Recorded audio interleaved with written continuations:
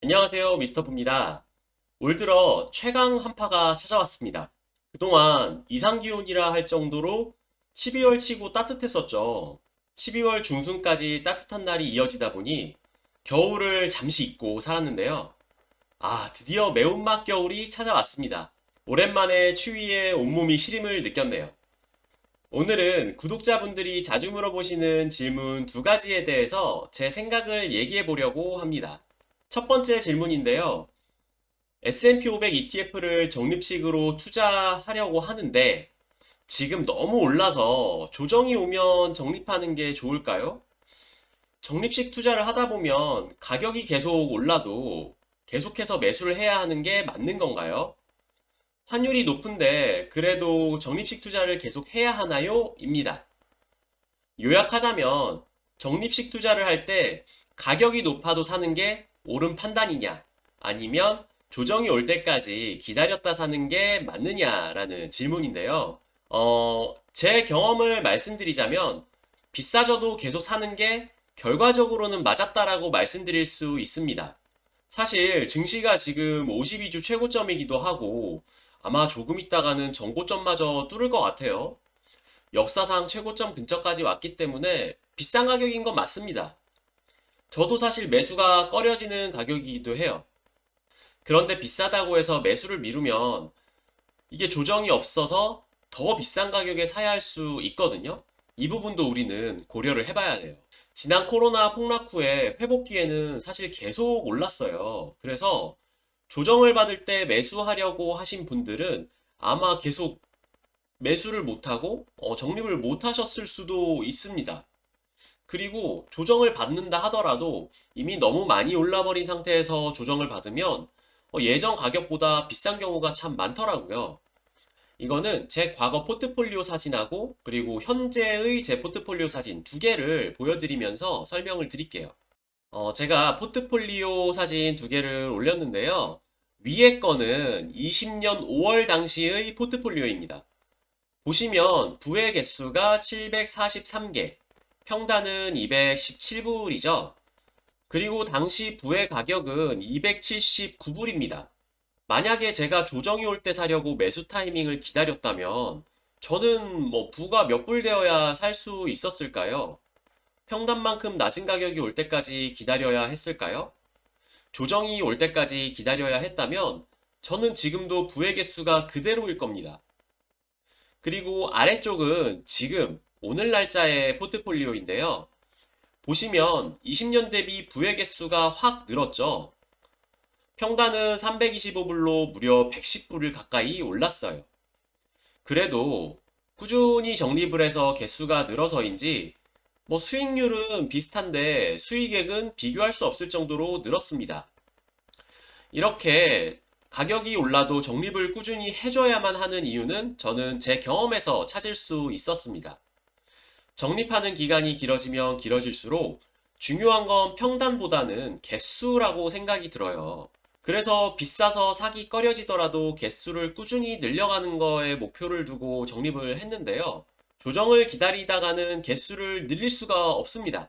차라리 조정에 대비해서 포트폴리오의 일부를 현금으로 가지고 있을지언정 매수는 최대한 꾸준히 하는 게 중요하다고 생각이 되고 매수는 최대한 꾸준히 하는 게 중요하다고 생각이 됩니다. 어디까지나 판단은 투자자분들이 하시는 거겠지만 이건 제가 5년간 적립하며 느낀 결론이에요. 매수 타이밍을 맞추다가는 오히려 기회를 놓치고 손해를 볼 수도 있다입니다. 꾸준히 매수하는 게 사실상 마음이 더 편했어요. 이거는 환율, 그리고 환전도 같은 맥락입니다. 꾸준히 환전을 하면 어차피 한 10년, 20년 뒤에는 평균 환율에 수렴하게 될 거예요. 일시적인 등락에 의한 이익과 손해가 결국에는 평균 수익에 수렴을 하니까 우리는 이 부분을 좀 믿고 꾸준히 환전하고 꾸준히 매수해야 한다고 저는 생각을 해요. 그리고 이런 부분에 있어서 좀 걱정도 되고 잘 모를 때에는 주식도 그렇고 환전도 그렇고 분할 매수 그리고 분할 환전을 해보세요. 이게 꼭 정해진 일자, 정해진 금액, 정해진 환율에 할 필요는 없습니다. 차곡차곡 분할로 적립하며 쌓아가다 보면 나중에는 본인만의 투자 방식과 투자 철학이 조금씩 갖춰질 거예요. 그러면 그거에 맞춰서 또 내가 투자하는, 적립하는 패턴을 새로 만들면 됩니다. 두 번째 질문입니다. 매도는 언제 해야 하나요? 그리고 돈이 필요한 시기에 주식이 하락하면 손해를 보더라도 팔아야 하는데 이럴 땐 어떻게 대처해야 하나요? 라는 질문이 많았어요. 저는 사실 매도에 있어서 깊게 생각해 보진 않았습니다. 저는 부에서 나오는 분배금으로 생활이 충분히 가능할 정도까지 적립해 보는 게 목표라서 그런데요. 이러면 매도를 할 필요가 없어서 매도 시점에 대한 고민을 하지 않아도 되죠. 그래서 진지하게 언제 매도를 해야 하는지 고민을 해본 적이 없어요. 다만, 혹시 모를 이유로 현금이 필요해서 만약에 내가 투자해 놓은 부를 매도해야 하거나 적립을 멈춰야 한다면 어떻게 해야 할까? 이런 고민은 해본 적이 있죠. 저 역시 그럴 수 있다고 생각해서 포트폴리오의 일부는 현금으로 가지고 있습니다. 비중은 모두 다를 수 있겠지만 저는 포트폴리오에서 한 10에서 15% 정도의 비율은 달러랑 원화로 가지고 있어요. 그리고 이 달러는 외화 RP로 돌려서 4.2%의 이자를 받기도 합니다. 살면서 무슨 일이 있을지 모르기 때문에 적절한 비중의 비상금은 꼭 현금으로 가지고 있는 게 중요하다고 생각이 되더라고요. 뭐 제가 의도한 건 아니지만 정말 비상금이 없다면 부를 매도해야 할 수도 있으니까요. 저는 최대한 매도하지 않고 내가 위기 상황을 잘 극복할 수 있을 정도의 돈은 이 정도이다라고 생각을 하고 딱 그 정도 수준을 유지하고 있습니다.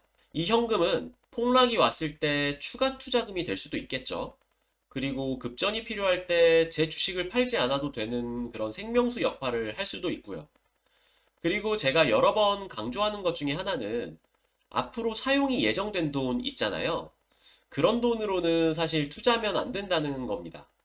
뭐 예컨대 큰 돈이 들어가는 일들이 결혼이라든지 내 집 마련, 뭐 대표적으로는 이렇게 두 가지가 있겠죠. 주식으로 자산을 늘려서 부동산으로 옮겨야겠다 또는 결혼 자금을 마련해야겠다라는 그런 계획으로 주식 투자를 하신다면 조금 위험할 수 있어요. 차라리 부동산을 사기 위한 자금은 따로 예적금으로 모으시거나 결혼을 위한 자금 역시 예적금으로 모으시는 걸 추천드립니다. 그 외에 여윳돈으로 적립식 투자를 하는 것이 훗날 더 좋은 결과를 낼 수 있다고 생각을 해요. 주식으로 자산을 불려서 더 좋은 부동산을 매수하시려는 분들, 시장이 하락한 경우에는 대처가 거의 불가능할 수 있고 큰 손해를 볼 수 있습니다. 그리고 가장 중요한 부동산 매수 시기를 놓칠 수 있잖아요. 내 집 마련이라는 건 인생의 가장 큰 계획 중 하나인데 그런 큰 계획이 흔들리게 되는 것이죠. 한 번쯤은 들어보셨을 만한 사연이긴 한데 이런 게 있잖아요. 결혼 전 내 집 마련을 위해 모아놓은 목돈으로 더 좋은 집을 사보고자 투자를 했는데 손실이 너무 커서 계획이 다 틀어졌고 상대방에게 어떻게 얘기해야 할지 모르겠다. 뭐 이런 사연이요. 나는 아닐 거야. 나는 잘할 수 있어. 라고 생각하시면 안 됩니다. 이거는 누구에게나 일어날 수 있는 일이기 때문에 반드시 그 자금 집행이 예정된 돈으로는 투자하지 마시고 여윳돈으로만 투자하시길 다시 한번 강조드립니다. 여윳돈으로만 투자하시면 뭐 두 번째 질문인 매도 시점이나 돈이 필요한 시기에 주식이 하락했을 때 어떻게 대처하는지에 대해서 좀 쉽게 답을 찾으실 수 있을 거예요.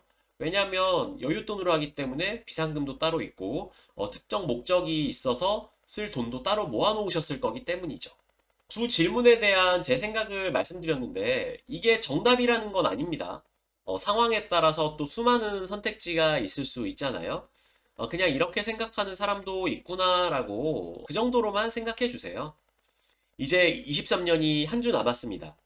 여러분은 올 한 해 이루고자 한 일을 다 이루셨나요? 저는 나름 만족하는 한 해를 보냈는데요. 그래서 내년도 굉장히 기대가 되고 있어요. 남은 한 주 동안 올해를 매듭 지으며 새해를 준비하는 알찬 시간을 보내시기 바라면서 오늘 영상을 마치도록 하겠습니다. 그럼 모두 부자 되세요.